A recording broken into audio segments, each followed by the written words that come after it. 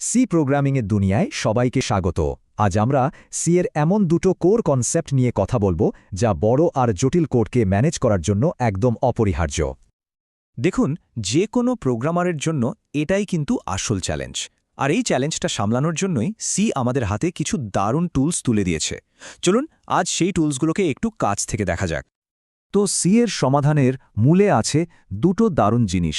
একটা হলো ফাংশন, যা আমাদের প্রোগ্রামের কাজগুলোকে ছোট ছোট ভাগে ভাগ করে গুছিয়ে দেয়, আর অন্যটা হলো স্টোরেজ ক্লাস, যা আমাদের ডেটাকে কন্ট্রোল করে। তাহলে প্রথমেই কথা বলা যাক ফাংশন নিয়ে। সি প্রোগ্রামিংয়ের যে মডিউলার অ্যাপ্রোচ, তার হার্ট বা কেন্দ্রবিন্দু হল এই ফাংশন। ভাবুন তো, একটা ক্যালকুলেটর প্রোগ্রাম বানাচ্ছেন। এখন যোগ, বিয়োগ, গুণ, ভাগ সবকিছু যদি একটা বিশাল কোডের মধ্যে লেখা হয়, তাহলে সেটা ম্যানেজ করা কতটা কঠিন। তার চেয়ে বরং প্রত্যেকটা কাজের জন্য যদি আলাদা আলাদা ফাংশন বানিয়ে নেওয়া যায়, কোডটা দেখতেও পরিষ্কার হয়, আর পরে কোনো সমস্যা হলে সেটাও ঠিক করা অনেক সহজ হয়ে যায়। ফাংশন ব্যবহারের আসল মজাটা এখানেই। এটা শুধু কোডকে ছোট ছোট অংশে ভাগ করে না, এটা কোডকে অনেক বেশি গোছানো, যৌক্তিক আর ম্যানেজ করা সহজ করে তোলে। আর সি স্ট্যান্ডার্ড লাইব্রেরির কথা ভাবুন, কত শত রেডিমেড ফাংশন আমাদের জন্য আগে থেকেই তৈরি করা আছে। ব্যাপারটা অনেকটা এরকম যে কোনো ফাংশন ব্যবহার করার আগে কম্পাইলারকে তো জানাতে হবে, তাই না, যে এই ফাংশনটা দেখতে কেমন, কি ধরনের ভ্যালু রিটার্ন করবে আর কি ইনপুট নেবে। এই ঘোষণাটাকেই বলা হয় ফাংশন প্রোটোটাইপ। আচ্ছা, এবার একটা খুব গুরুত্বপূর্ণ বিষয়, একটা ফাংশন ডেটা পায় কিভাবে। সিতে এর দুটো রাস্তা আছে। একটা হলো কল বাই ভ্যালু, যেখানে ফাংশন শুধু ডেটার একটা কপি বা ফটোকপি পায়, মানে মূল ডেটায় কোনো আঁচড় লাগে না। আর অন্যটা হলো কল বাই রেফারেন্স, যেখানে ফাংশনকে সরাসরি মূল ডেটার বাড়ির ঠিকানাটাই দিয়ে দেওয়া হয়, ফলে ফাংশনের ভেতরের যে কোনো পরিবর্তন কিন্তু বাইরের আসল ডেটাকেও বদলে দেয়।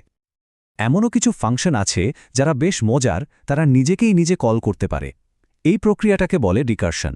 যখন একটা বড় সমস্যাকে একই ধরনের ছোট ছোট সমস্যায় ভাগ করা যায়, তখন রিকারশন কিন্তু একটা অসাধারণ শক্তিশালী টুল হতে পারে। তো কাজগুলোকে তো ফাংশন দিয়ে গুছিয়ে ফেলা হলো, কিন্তু ডেটার কি হবে? এই ডেটাকে ম্যানেজ করার জন্যই সিতে আছে আমাদের দ্বিতীয় টুল, স্টোরেজ ক্লাস। প্রথম যে কনসেপ্টটা বুঝতে হবে সেটা হলো স্কোপ। স্কোপ মানে হলো একটা ভেরিয়েবলের সীমানা বা এলাকা, মানে কোডের ঠিক কোন কোন জায়গা থেকে ওকে দেখা যাবে বা ব্যবহার করা যাবে। এটা কি শুধু একটা নির্দিষ্ট ব্লকের মধ্যে সীমাবদ্ধ, নাকি পুরো প্রোগ্রামের যে কোনো জায়গা থেকে একে অ্যাক্সেস করা যাবে? আর এরপর আসে এক্সটেন্ট বা লাইফ টাইম। এটার মানে হলো একটা ভেরিয়েবল মেমোরিতে কতক্ষণ বেঁচে থাকবে, প্রোগ্রামটা যতক্ষণ চলছে ততক্ষণ, নাকি শুধু একটা ফাংশন চলার সময়টুকু। ডেটা কন্ট্রোল করার জন্য এই দুটো কনসেপ্ট কিন্তু খুবই জরুরি। একটা ফাইলের মধ্যে সি আমাদের মূলত এই 4 ধরনের স্টোরেজ ক্লাস দেয়। যেমন অটো হলো যে কোনো লোকাল ভেরিয়েবলের ডিফল্ট টাইপ, আর স্ট্যাটিক ভেরিয়েবলগুলো ফাংশনের কাজ শেষ হয়ে গেলেও নিজের ভ্যালু মনে রাখে। রেজিস্টার দিয়ে কম্পাইলারকে একটা সাজেশন দেয়া হয় যে ভেরিয়েবলটাকে সিপিইউ রেজিস্টারে রাখলে হয়তো ভালো পারফর্ম করবে, যদিও এখনকার স্মার্ট কম্পাইলারগুলো এই সিদ্ধান্ত নিজেরাই নিতে পারে। কিন্তু প্রোগ্রাম যখন বড় হয়, একটা ফাইলে তো আর সব কোড থাকে না, তাই না?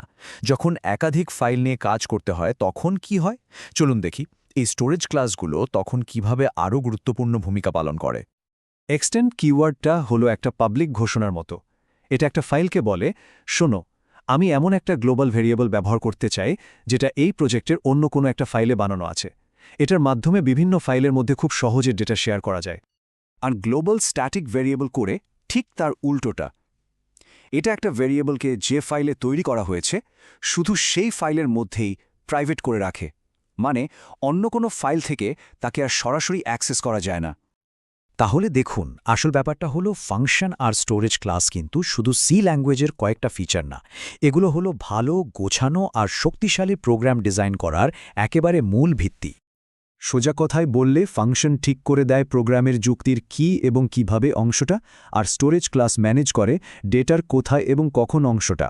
এই দুটো সঠিক ব্যবহারই কিন্তু একজন সাধারণ কোডার আর একজন দক্ষ সফটওয়্যার ইঞ্জিনিয়ারের মধ্যে পার্থক্যটা তৈরি করে দেয়। কাজকে ঠিকমতো সংগঠিত করা আর ডেটাকে ঠিকমতো নিয়ন্ত্রণ করা, এই দুটো জিনিসকে একসাথে কাজে লাগালেই কিন্তু সাধারণ কোডিং থেকে সফটওয়্যার ইঞ্জিনিয়ারিংয়ের লেভেলে পৌঁছানো যায়। এখন প্রশ্ন হলো, এই টুলসগুলো দিয়ে অসাধারণ কি তৈরি করা যেতে পারে?